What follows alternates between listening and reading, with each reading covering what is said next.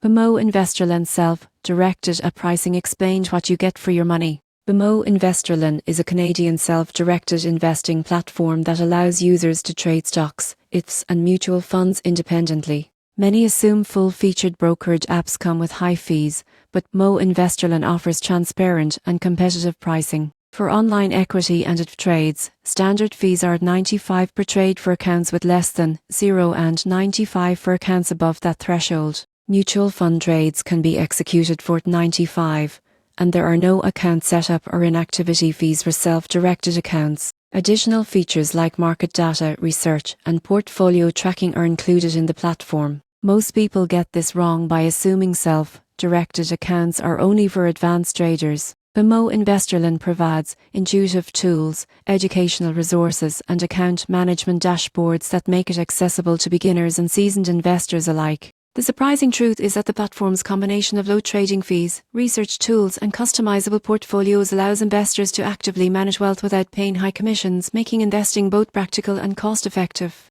In conclusion, BMO InvestorLine pricing is clear, competitive, and value-driven. By understanding trade fees and included tools, investors can confidently manage their own portfolios while keeping costs low and accessing robust market insights.